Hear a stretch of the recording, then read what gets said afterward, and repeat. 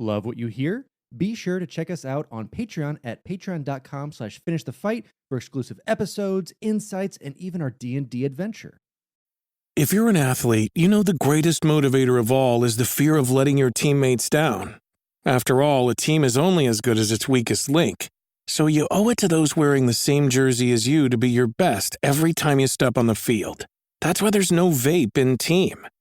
When you vape, you can expose your lungs to toxic chemicals that can damage your lungs. If you're a step behind, the team's a step behind. Brought to you by The Real Cost and the FDA.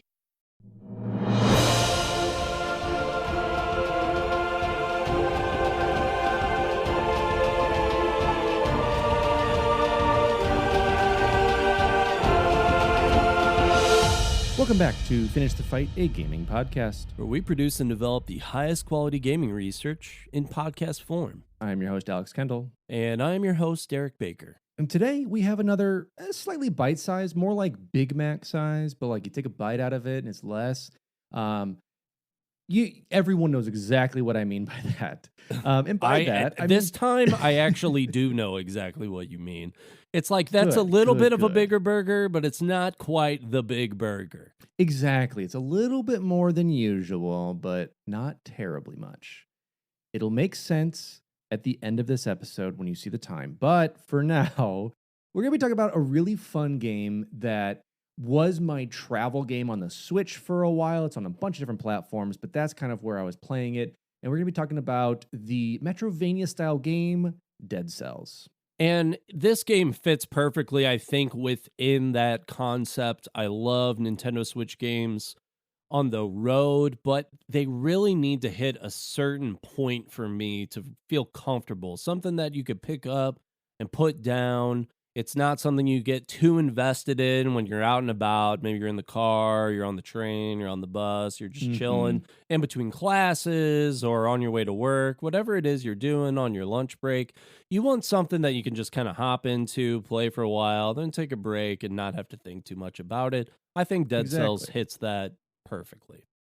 Cool. So for those of you who don't know, we're going to kind of break it down and give you the old Big Mac treatment. So Dead Cells is a 2018 roguelike Metroidvania game published by independent game studio Motion Twin. The game was released for Linux, Mac OS, Microsoft Windows, Nintendo Switch, PS4, and Xbox One on August 7th, 2018. A mobile port for iOS was released on August 28th, 2019, and an Android port was released on June 3rd, 2020. In the game, the player takes the role of an amorphous creature called the Prisoner. As the prisoner, the player must fight their way out of a diseased island in order to slay the island's king. The player gains weapons, treasure, and other tools through exploration of the procedurally generated levels, using them to fight various mutated creatures. Dead Cells uses a permadeath system, causing the player to lose all items and other currencies each time the player dies.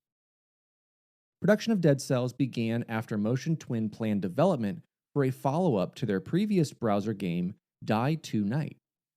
Inspirations for the game included Team Fortress 2, The Binding of Isaac, and the Dark Souls series.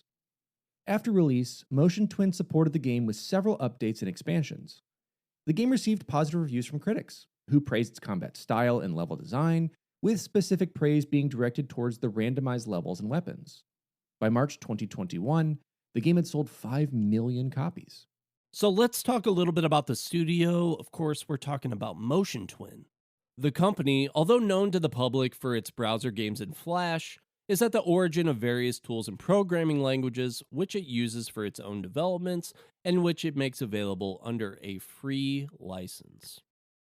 Under the impetus of one of its co-founders, Nicolas Callous, the Bordeaux company is, for example, at the origin of the MTASC compiler for Motion Twin ActionScript 2 compiler, the first free ActionScript 2.0 compilers. HAX, a technology considered to be the successor to the MTASC compiler, also invented and developed by Motion Twin, is a cross-platform language that makes it possible from a single standardized language to compile the same source file by targeting different platforms such as JavaScript, Flash, NicoVM, PHP, or C++. This language was the subject of a book, Professional Hacks and Nico, by Franco Ponticelli and L. Nicole Sylvestre, released in 2008 by John Wiley and Sons. Motion Twin has also developed its own virtual machine called Nico. Nico is both a high-level, dynamically typed programming language whose source files, once compiled, can be run on the Nico VM virtual machine. The company is also the initiator of various libraries for the OCaml and PHP programming languages. She is thus at the origin of the SPOD library, which allows persistence within a PHP environment. The company initially gained notice through the release of games such as Hammerfest, My Brute, Mush, Die Tonight, Alpha Bounce, and the social game platform Tonoid, and now has a community of 15 million registered users. Since the development of Dead Cells, Motion Twin neglected Tonoid with all of its games, leading to a strong decline of players. As of yet, the future of the platform with all of its games is unknown, although it has been said that the games will not be updated following Adobe Flash Player's end of life, which was announced for the January 1st, 2021, leading to the likelihood of extinction of the platform. However, a group of fellow players have decided to save Tonoid's games and created a platform called Eternal Twin, with Motion Twin's consent, which aims to recreate as many games as possible without using Adobe Flash Player. Thus, those who still want to play after Flash Player's end of life, they are able to.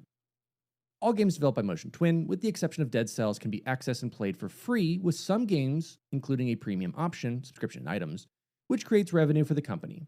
In 2009, the company had a turnover of €4 million.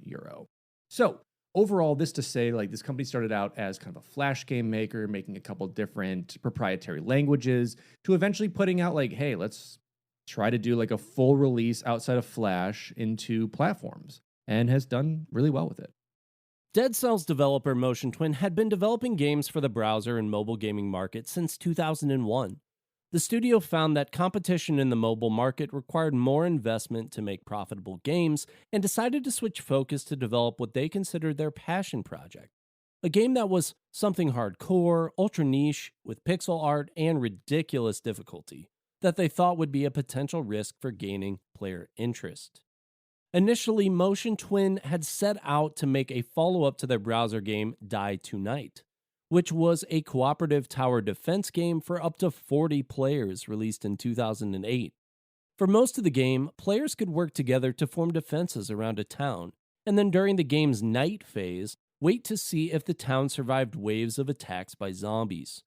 Motion Twin wanted to have improved the sequel by allowing players to take actions and fight during the night phase, while also implementing free-to-play mechanics. While this version worked well with a large number of players, Motion Twin found it was not very exciting for single players. In 2014, they stripped down the game to a single-player experience between preparation and combat, and took it to an event called the Big Indie Pitch, where the idea came in second place in a contest. Motion Twin then decided to remove the preparation phase and focus the game around constant action. The process of figuring out how to keep and work with combat elements took a year up through the end of 2015. To tighten the gameplay, Motion Twin took inspiration of the Engineer character class from Team Fortress 2, where the use of turrets and other buildable items helps to strengthen the character's abilities, and remade Dead Cells into an action platform game where the player used weapons along with a variety of skills, including some elements that had developed for the tower defense approach. They did not want players to get used to having a single weapon or skill combination that they used indefinitely, and arranged the roguelike elements to require the player to try out new combinations of weapons and skills as they progressed. Motion Twin's producer, Steve Philby, cited The Binding of Isaac as a significant influence, highlighting its player-determined and item-driven gameplay. To give the player enough options, the developers crafted about 50 different weapons, avoiding having too much duplication in how each weapon worked so that there would be unique gameplay possibilities with each. The team used an iterative process in gameplay, graphics, and art so that each of these weapons also exhibited unique animations or behaviors. Motion Twin opted to use Steam's early access approach to both gauge player interest and to obtain feedback on game features and the balance from procedural generation.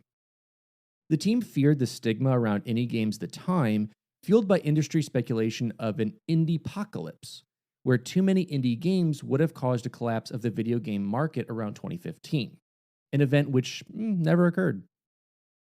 Motion Twin did not want to release too early within early access, and made sure the first version available, while only about 30 to 40% complete, had tight combat and gameplay controls that players would appreciate. This allowed the team to address balance issues, as the developers did not want to punish players for a specific style of play and used feedback to address this. This allowed them to design short combat encounters and assured that maneuvering within the game's levels itself was not a challenge to the player. Motion Twin planned for the game to spend about a year in early access before its full release, during which time the content was created and incorporated after player feedback on both bug reports and feature suggestions. Lead designer Sebastian Bernard estimated that 40 to 50% of the features in the final game were drawn from feedback during early access. Dead Cells is a 2D side-scrolling roguevania, a combination of procedurally generated roguelike games and action exploration-based Metroidvania games. The player controls the Prisoner, an amorphous creature that can possess human corpses. The Prisoner explores a fictional island infested with mutated monsters, which must be traversed so the Prisoner can kill the island's king. When the player dies, they lose all weapons and upgrades obtained in a playthrough, excluding a few permanent items. Weapons primarily include swords, bows, shields, and placeable traps that harm enemies that come near them. The Prisoner can move across the ground to engage in melee combat, or can use ranged weapons and traps to harm enemies from a distance. The Prisoner can dodge across the ground to avoid the attacks of enemies, or jump over the attacks. Dodging into an enemy's space allows the Prisoner to move through them and attack from behind.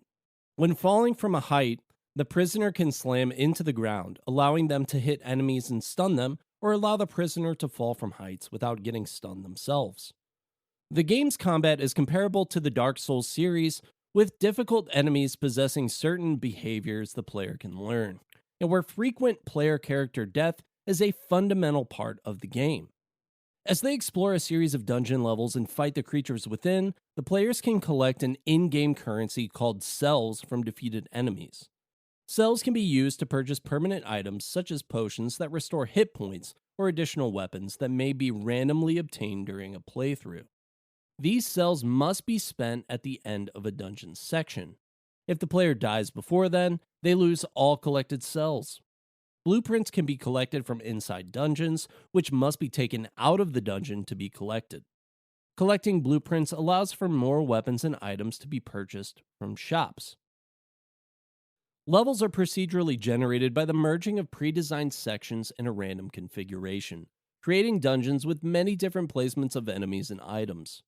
Between dungeons, the player can obtain a limited number of mutations, upgrades which grant unique bonuses to the Prisoner's capabilities that last until the player dies.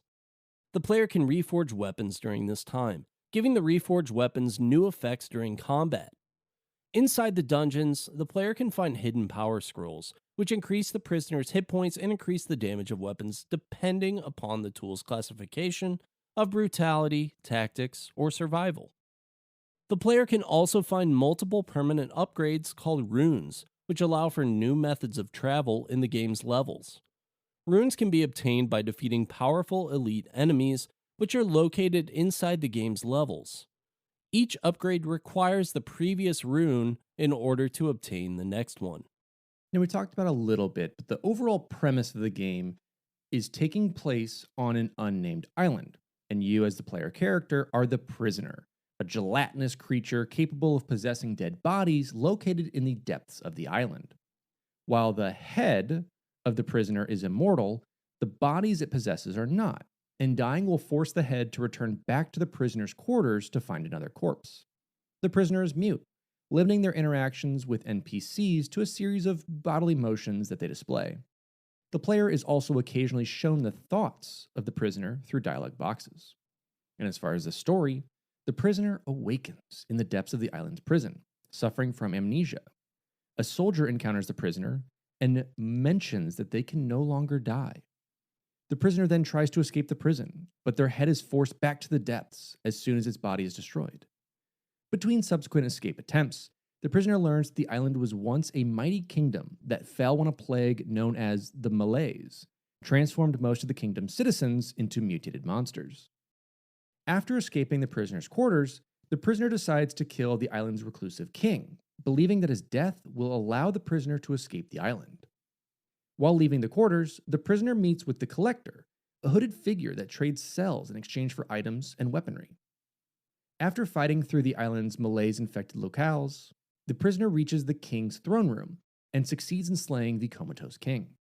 However, the king's corpse violently explodes in the process, destroying the prisoner's host body.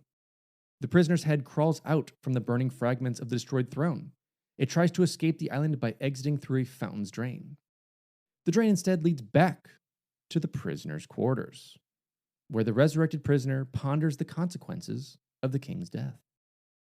Handling the music for the game, though not part of the cooperative, is Johan Laulen, freelance game composer, guitarist, and synth lover.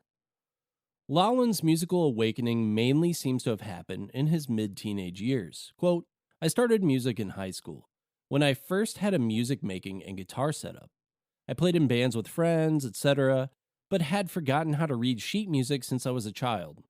Later on, I got interested in computer-made music and bought my first digital audio workstation, Ableton Live, which I still mainly use to this day. Laulen left the traditional music theory of childhood music lessons behind him.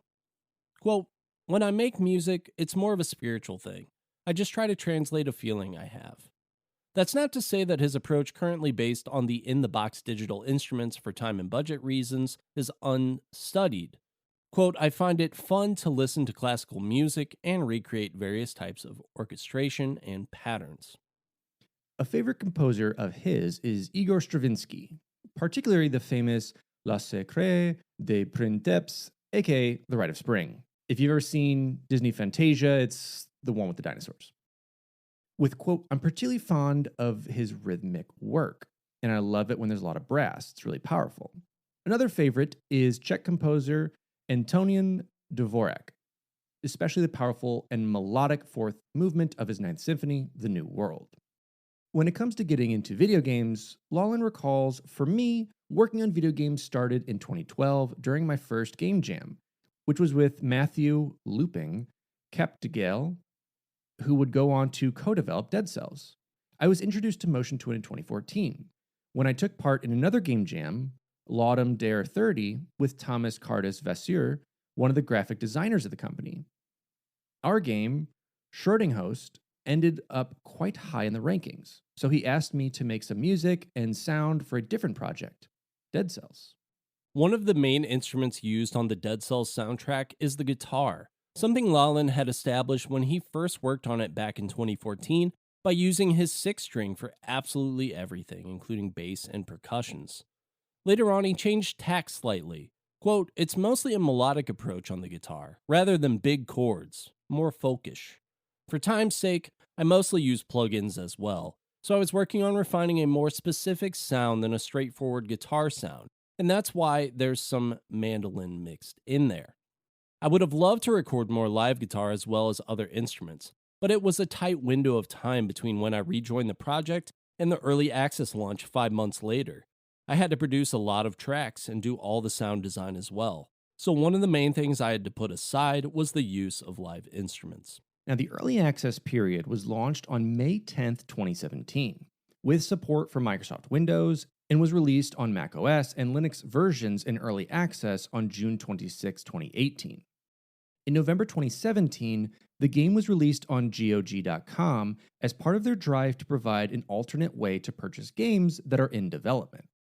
In January 2018, Motion Twin announced their plans on console development for the Nintendo Switch, PS4, and Xbox One, with the release predicted in August 2018 to correspond with the Windows version leaving early access.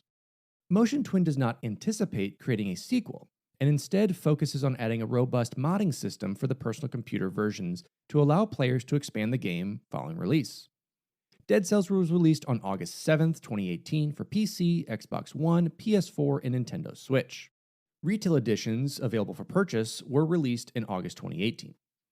The base game included Twitch integration at launch, allowing viewers, via the stream's chat, to influence the game, such as voting for which Power Scroll weapon class option the player should take. Motion Twin released a free downloadable content update to the game called Rise of the Giant in mid-2019. The developers announced plans to port the title to mobile devices running iOS and Android, modifying the game's interface to support touch controls as well as remote controllers. The iOS version was released on August 28, 2019, and the Android version was released on June 3, 2020. The game's first paid DLC, The Bad Seed, was released on February 11, 2020, adding 2 new biomes, as well as a boss for early game content. The new content included weapons, enemies, and game mechanics. On the same day, a new physical package for the game, the Prisoners Edition, was announced for PS4 and Nintendo Switch, which, in addition to the game and DLC, includes the soundtrack, an art book, and a figurine of the player character. A second paid DLC expansion, Fatal Falls, was released on January 26, 2021. It adds 2 new levels, 8 new enemies, 7 new weapons, and a boss. On that same date, we had the Fatal Seed bundle, which was released and contains the base game and all 3 DLCs. Around January 2019, Motion Twin started work on their next title while still developing Dead Cells. When they expanded by hiring more developers, Motion Twin wanted to keep Dead Cells' development team to between 8 to 10 people in order to stay a manageable worker cooperative. The team then spun off a new studio called Evil Empire to help co-develop the game. Motion Twin released a free update on September 16, 2021, titled Practice Makes Perfect, which added a training room, world map, and many other quality of life changes. A free Everyone is Here update on November 22, 2021, introduced character skins and mechanics based on characters from other indie games as guest characters. These games included Hyper Light Drifter, Guacamelee, Curse of the Dead Gods, Blasphemous, Skull, the Hero Slayer, and Hollow Knight. For example, a character outfit based on the Drifter can be gained as well as the Drifter's blaster as a weapon. Celebrating the 20th anniversary of Motion Twin, the developers revealed the final DLC called The Queen and the Sea, which was released on January 7th, 2022. Another free content update, Break the Bank, released in March 2022. And the update added a new level that can be randomly encountered while playing, which grants the player an opportunity to earn significant sums of gold. Hey, it's Kaylee Cuoco for Priceline. Ready to go to your happy place for a happy price? Well, why didn't you say so? Just download the Priceline app right now and save up to 60% on hotels. So whether it's Cousin Kevin's Kazoo Concert in Kansas City, go Kevin, or Becky's Bachelorette Bash in Bermuda, you never have to miss a trip ever again. So download the Priceline app today. Your savings are waiting. Go to your happy place for a happy price. Go to your happy price, Priceline. Hey there! Did you know Baker's always gives you savings and rewards on top of our lower-than-low prices? And when you download the Baker's app, you'll enjoy over $500 in savings every week with digital coupons. And don't forget fuel points to help you save up to $1 per gallon at the pump. Want to save even more? With a Boost membership, you'll get double fuel points and free delivery. So shop and save big at Baker's today. Baker's, fresh for everyone. Savings may vary by state. Restrictions apply. See site for details. So let's talk a little bit about some of those DLCs. The Rise of the Giant downloadable content expands the plot of Dead Cells, providing the game with alternative endings. The prisoner gains access to a new area of the island, the Cavern, which houses a titanic undead giant. Upon his defeat, the giant reveals that the prisoner is actually the king himself and blames him for the destruction of the kingdom. After defeating the final boss, the prisoner can collect boss cells, in-game modifiers that are used to increase the difficulty of the game. If the player collects all 5 boss cells and reaches the throne room, they're able to gain access to an additional level called the Astrolab. At the top of the Astrolab, the prisoner meets the Collector. He tells the prisoner that he has been trading for cells in order to create the Panacea, the ultimate cure for the malaise. Upon producing the Panacea and drinking it, the Collector goes mad and attacks the prisoner. The prisoner manages to ingest some of the panacea before the collector's defeat, which causes their host body to disappear. Disappointed with the panacea, the head returns to the quarters to possess another corpse. When the prisoner reaches the throne room again, they discover that the king's body has reappeared undamaged. The head of the prisoner abandons its host body and attaches to the king's, restoring the prisoner's memories and allowing him to speak. However, the king's body is infected with the malaise, and he continues to the astrolabe to face the collector. This time, upon the collector's defeat, the panacea cures the king and binds his body and soul, causing the head to cease to exist. The king returns to his throne, where he is confronted by a look-alike of the prisoner intent on slaying him. The king and the look-alike battle each other in a duel. And we also have The Queen in the Sea, which was DLC that added 3 additional levels to the game, as well as an alternate ending. The prisoner finds a letter inviting them to a meeting in the sewers beneath the prison.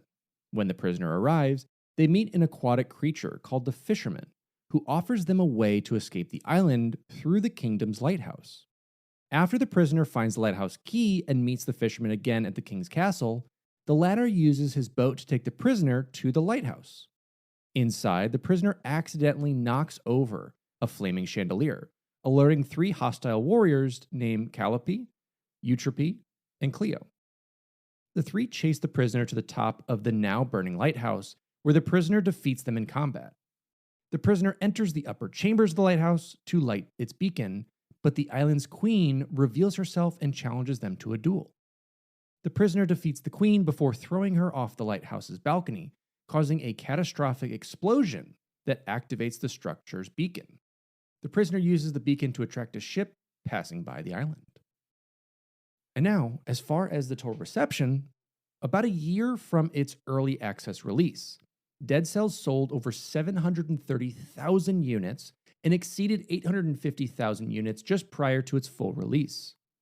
By May 2019, within 10 months of its full release, Dead Cells had accumulated sales of 2 million units.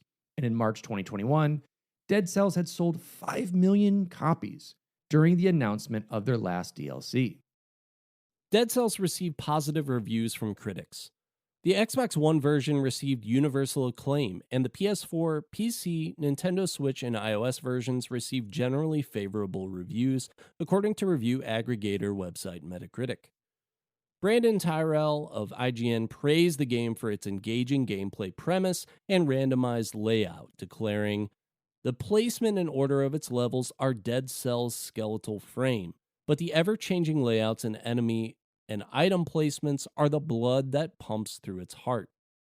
The action and combat of Dead Cells received acclaim as distinct, fluid, and agile. Reviewers compared the game to the Dark Souls, Diablo, and Castlevania series due to its difficulty and constantly changing levels, while giving specific praise to the visuals and sound design. The plot of Dead Cells was criticized, with critics calling it lacking and vague. Kirk Hamilton of Kotaku found the story disappointing, stating, "Aside from some sparse world building, the only story here is the story of moving forward, killing things, and gradually getting better at it." Some other reviewers felt that the permadeath system caused earlier levels to become more and more repetitive. Commentators called progression beyond the first few hours as nebulous, and the game's difficulty callous. Chris Carter of Destructoid criticized the repetition, stating, "There's those moments where you have a perfect run with all of the items you prefer, then you get to a boss you've never seen before and bam, he smashes you to a pulp." Other critics stated that the permadeath feature was rewarding, as it provided the player with permanent upgrades, the opportunity to experience all of the game's content and gain full knowledge of its systems. Neil Ronigan of Nintendo World Report enjoyed the permadeath feature, saying, "Every run is engrossing and fun, and when I die, the only thought rushing through my brain is to start over and try again, pushing as far past my previous run as I can." And I think that's just a great cap to kind of what Dead Cells offers and what the team had wanted going into this, talking about, hey, we want a really challenging hyper niche game. And it's what they got at first that expanded out way beyond its borders. And it is so much fun. Obviously, just dying in any game is frustrating. But when you have a system that's like, hey, we're going to take these cells you've gotten or these unlocks you've gotten, you now have these people in your quote unquote camp, all the ones that are in the prisoners' quarters with you that you can use to buy upgrades, you can use to increase like your experience you get, to increase these things. And it does build that reward system of failing is succeeding in terms of like every time you come back, you can keep adding to what you want to do and change the game up. So, and I do also feel for like Chris Carter when he's saying like, yeah, I got like the perfect sword I wanted. I got the shield or the bow. I got mines. I got this, and that. And then I die. But that's not the game. The game is that, yes, but it's also like expanding out and trying those new things. And like, yeah, it is fun to find like, ooh, I definitely don't prefer to use like throwing things. I definitely prefer to use like the assassin daggers and get behind them or whatnot. So it's so much fun. And again, it goes back to my point earlier. It is such a good like travel game when you're at the airport or there's like between classes at school. These runs, some will last you a while, but most of them will be maybe like a 10-minute run, 15 minutes, and then you can kind of rinse and repeat it. And it is just so much fun. And so, as always, we get to it.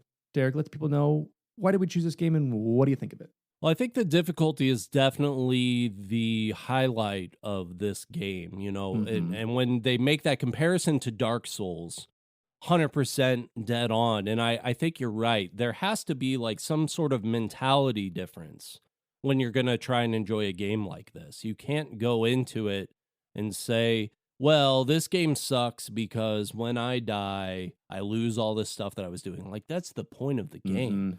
Dark Souls, I have a guide for one of the Dark Souls series, and it starts out at the beginning, just a full page, basically, where it's like, you are going to die a lot. That is the point of this game. We wanted a game that was challenging. That's why you're going to die. It's okay. It's normal to be bad at this. It's normal to be good at this and still die a lot. Like, that's the game that we wanted to make. Yep. And so when you understand that and you go and you play a game like that, it's different because, yeah, no one likes dying in video games. It means you're losing in some way, right? But understanding that it's not you just being bad at the game, that the game is hard, I think makes it a little bit less frustrating because there's this tendency to where I think in video games where you die a lot, but the expectation is that, you know, you should just kind of be like this is just a normal game like every other game. You're like, well, it's not. Why didn't you should have marketed this to me. When a game tells you up front, like, this is the kind of game that we're making, I could forgive it a little bit more. I personally, I feel a little bit less frustrated by it. So I find that difficulty aspect really intriguing. I think that it's something that needs to be explored more in video games, and we're starting to see that, where it's higher difficulties that get unlocked after one playthrough. But those kind of mechanics, you know, they have to work in a way that they don't have to break the game just to make it more difficult for you, you know, shooting you through walls, rubber banding to where you just got to kind of luck into a racing win, you know. That's sort of a different level of difficulty than I think this kind of game or a Dark Souls game goes for. Yeah, I think that's exactly it. We're with this. It is a fun. It's a Metroidvania. It's a fun arcadey style game. It's dashing. It's jumping. It's, you know, ground pounding. It's using these different weapons and combinations you can get, while also having challenges of trying to beat whatever level you're on a certain amount of time, kill a certain amount of enemies, find certain secrets, and it compiles so much of that and so much of what you want from like an indie game of that nature. And they do, you know, taking on the idea of the Binding of Isaac, where you're procedurally generated, all the different items that you can equip for each run are going to be totally different. And so it really adds to that for me as like being more of an old man and like wanting things where it's like, just give me a little bite-sized things. Let me do my thing for a little bit and then I'm good. It's the perfect game for that. It's such a great indie game. It's going down in the annals of like one of the top indie games that you see a lot of people are emulating, you know, taking that idea of the Dark Souls, but also of the Dead Cells, of making these side scrollers, really tough games, making it into bullet heavens and bullet hells outside of that are just making these in its own right a genre of Dark Souls-esque difficulty is what a lot of people really want to go for. And so, yeah, I mean, that's really why like I want to include Dead Cells and talk about that. Is it's such a fun game.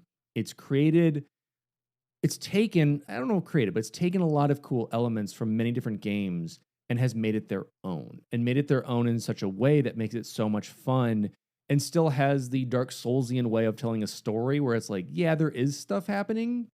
Does Alex know what's happening? Not really. Yeah. Does Alex care what's happening? Also not really. I just like the whole gameplay and fun elements of it.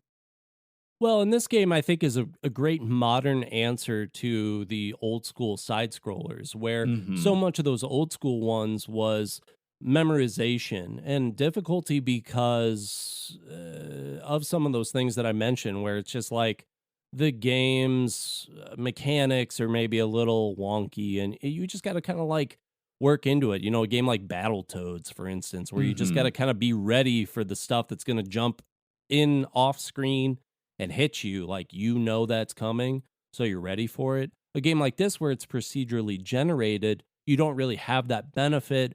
It's harder for the right reasons, in that there's a randomness to it. You can't get really comfortable in whatever your loadout is, because that's a tendency that a lot of games have too, where it's like, I am good at the sword thing, I am not good at trap setting. Well, that's too bad. You got to figure it out. Having those distinctions, I think, is a really, really cool thing. I also found it really interesting that this company really trended away from the mobile style of video gaming, where they're like, hey, we get this, but we want to do something that's a little riskier, when most of the industry, even if they're not developing mobile games, I think are taking away a lot of those same concepts. So to see a company that, instead of like trying to work in these little microtransactions, is making a game and then putting a lot of thought and care into it and releasing free DLCs is a really refreshing thing as well. Yeah, absolutely have to agree with that. So, Derek, what would you rate this game? For me, I think this game is like an 8 out of 10. It is difficult for me to get into these games that are super, super difficult, just because I don't have a ton of time to play them. But a great game, I think, all around, with a really great concept. You don't play side-scrolling games like with this art style for the overarching narrative. I didn't play Super Mario Brothers because I really wanted to find out what happened when I saved the princess. That kind of stuff just wasn't important to me. And maybe it's just a product of growing up from those games. But the overall narrative in a side scroller kind of game like this just doesn't mean very much to me. But 8 out of 10. What about you? Yeah, I think it's exactly that. Like, I'm playing this for more of the gaming mechanics than it is the overall story. It's, again, goes down in one of my favorite indie games of all time, up there with The Binding of Isaac, up there with just so many other like quick games that I'm not like basically like single run games or permadeath games is really what I enjoy at this moment. So if I had to get a rating, I'd probably give it, again, the stabby dagger that I love to use, out of one of the first enemies that just kind of like launches at you, and he's kind of scary because he's a big zombie kind of guy. Probably out of 10. I like it. Research for this episode was done by Alex Kindle and Derek Baker. The intro and outro music for this episode was given to us by our friend Evan Barr, and our lovely artwork was provided by Aaron Shattuck. Beautiful people, as always, and want to thank the beautiful people over on our Patreon. Check us out at patreon.com/finishthefight, where we have some cool physical, digital, emotional, spiritual, cosmetic rewards. I don't know if that's a word, but some of those were true. And I want to thank a few select members today with Snide T-Bird, Nick Hyman, and Anthony Gooch. Thank you so much for your support. You can find this podcast on Apple Podcasts, Spotify, or most likely your favorite podcast listening platform. If you haven't yet, drop us a review. It helps us out a lot. We'd love to hear from you. And as always, you can see us at Twitch. You can see me at twitch.tv/Sourman70. That is twitch.tv/SOURMAN70, as well as Derek over at twitch.tv/TheBakerman247. That is twitch twitch.tv/thebakerman247. And if you don't get enough of us there, you can also follow us on Instagram, Twitter. We are also in a free-to-join Discord. The link is in the description below, and we would love to see you there. And with that, this has been our coverage of Dead Cells. Are there any other indie games or some really cool independent studios that you want us to check out? Let us know on our socials, our Discords, our pigeon carriers, and we will get to you on some of those fun episodes. But with that, as always, I'm your host, Alex Kendall. And I'm your host, Derek, the prisoner of allergies. And this has been Finish the Fight, a gaming podcast.